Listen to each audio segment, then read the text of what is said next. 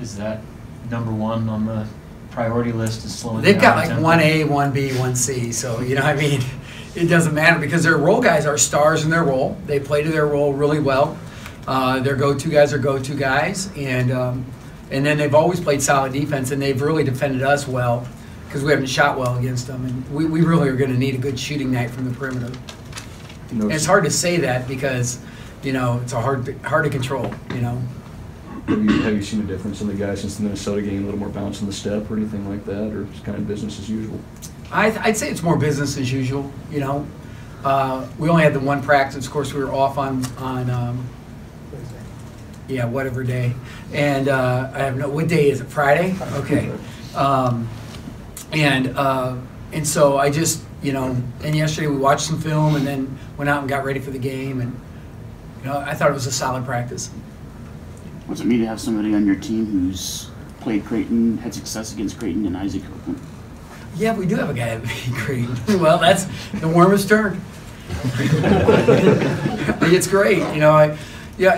And I try not to make too big a deal with our guys because I don't think, you know, this is on me, not them. You know, there's very few guys that have played that many games against Creighton. You know, and so as you look at it, you know, I think this will be Evan's second. You know, Anton played against them, I think, last year once, and so his second. Even our seniors have only played him twice. So I don't think we can get too caught up in that. But, you know, I think the bigger number is what I saw with John Rothstein put out there, that I think we win by 14 points a game, and we're 5-0 when Isaac Copeland has double figures. Maybe Seamus put that out there for him, but, you know, he texted to me. So that's how I knew it. So. When Tanner came back to the team, did you expect him to contribute this early as much as he has? I didn't know what to expect. I did like him when we had him his first year, and then when he changed his body, you know, you know, then I really thought, hey, this guy can help us. He does a lot of things right. He rebounds. He's in the right spots. He sets a good screen. You know, anytime you got a lot of pressure out there, you put Tanner in the game, let him jar some heads, and you know, because he's willing to play physical. And, you know, he just needs to keep building confidence and building confidence because you know, he's a key part of what we're doing. Did you see a different guy when he came back, physically and mentally, than when he came in? I think I think it slowly developed. He felt readily accepted by the team, even though he came back kind of at an odd time right before we played Purdue in the middle of the season last year. And then as he got to spend the summer here with us, which he hadn't done the year before or 2 years before, I think that really made a difference too because, you know, it's a little less stressful. You don't have as much school, so you get to know each other, you know, a lot more. So I think that really was helpful to Tanner. You mentioned that Copeland stat. There's another stat where in your 7 wins, Glenn Watson's averaging 17.5 in a game on 51% shooting. In your 3 losses, he's got 7.3 points a game on 21% shooting. Get Glenn 17. What was the other one? We averaged, what are we, 25 and 3 when we score 80 points a game? Yeah. So, I mean, so we got to score 85 or 80, just 80. Just right? 80. Just 80. Glenn's got to get 17, Copeland 10. Okay, check. Got it. It's probably safe to assume they're going to put Kyrie Thomas on Glenn and try and bully him a little bit. They certainly could. The one thing I try not to get into is dreaming up their matchups. Some people get ahead of themselves, but, you know, then you start, you know, bringing into play situations that don't exist. And, you know, I already do that in my own mind enough. So, you know, why do more of it? So, you know, I think we're just going to take it as it goes, and we know if there's a bigger, stronger body on him, what some of Glenn's advantages are to that. Glenn's, you know, can really get separation on anybody, but Kyrie is one of the best defenders out there if you look at it. I mean, his numbers are terrific, and he's, you know, just a big, strong body.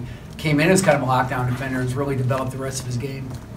When you're matching up with Creighton, is this a game where you have to be more focused on tempo than you would be otherwise, or I mean, how do you kind of approach that? Well, certainly tempo is one, you know, pace down the floor is one of those things that they do really well.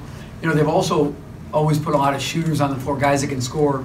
This time it's not always, it doesn't seem like, unless Hagner's healthy, you know, they used to be able to put out 4 shooters all the time that could get 2-3 threes a game. And this team's not quite like that, but they're so deep at the gut. Like you take one guy out, the next guy coming in is just as good or better. So there's just more depth to it this time.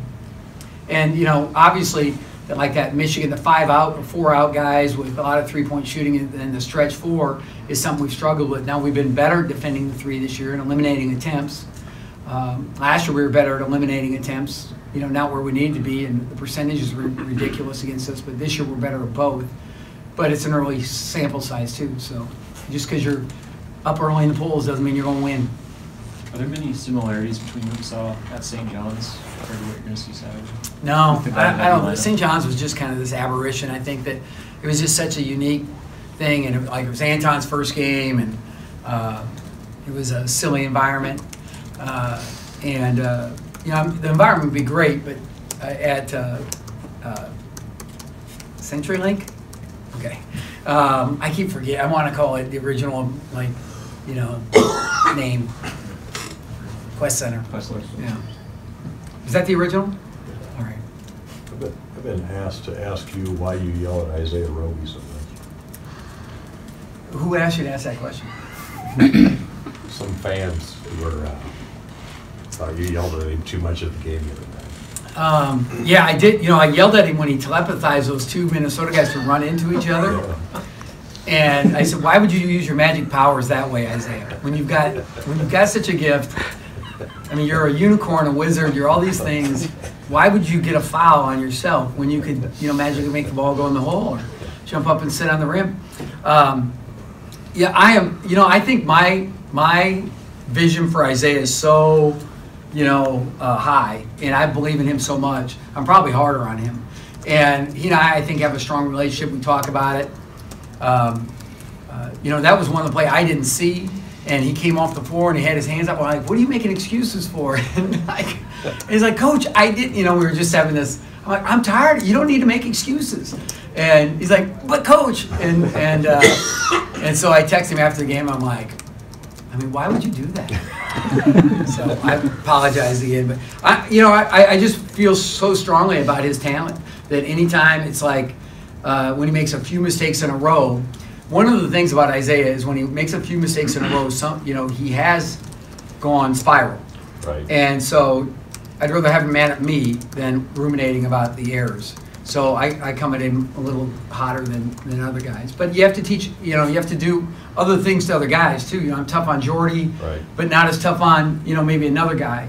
And so it just kind of goes with the territory. Do you see him incrementally getting better, but do you wish it was a bigger jump? Is there a Well, it's just like there's always been a setback, like, Yeah. the ankle this year even, so he hasn't really had that chance.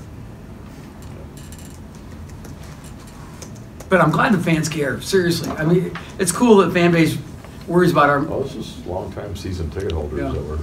I believe it. I'm not making a joke. I think it's great. I don't know that it's going to change anything, but at the same time, I want people to know why, Anything else? This is not a trap question, I promise. Oh, but- sure. Like, you guys have that relationship from North Dakota State. You've played now at the D2 level and at another school and here. What's that bond and relationship you have with Coach McDermott like just over this time? He was just a visitor at North Dakota State. He didn't even pay a full, year of taxes up there. So I'm not sure he even counts as a Bison coach. He's 7 months or whatever. No, I knew Mac a little bit.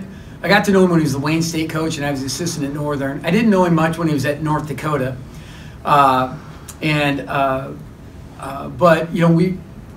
they were an independent, so they were trying to play anybody. He was trying to get that program going. He did an excellent job, and then shortly thereafter, within about 4 years probably, I ended up at Southwest State, and Perry Ford had agreed to play him in a home and away, and I just agreed to keep playing that, which was idiotic on my part. So, but Mac is just one of those guys, obviously we're similar age. He's probably only about 5 years older than I am. And, well, at least he looks it. No, I think he's actually only about 7 months older. But, we're similar age, and, he's an enjoyable guy to be around. We have similar interests like in golf and sitting down and chatting it up. And he's a great guy, and I'm happy to see his success. And I think that he's helped me at times too. We've always been real honest with each other after games. We'll talk to each other and say, what about this with your team? What about this with, my team? So we'll try and share those secrets, so to speak, to try and help each other out. And I just think I've got a great deal of respect for him, and I think, you know, he's a guy that even though he cheats on his handicap, it's okay, you know, because I've got enough money to pay off his little nickel and dime bet. Anything else for Coach Miles? All right, thanks.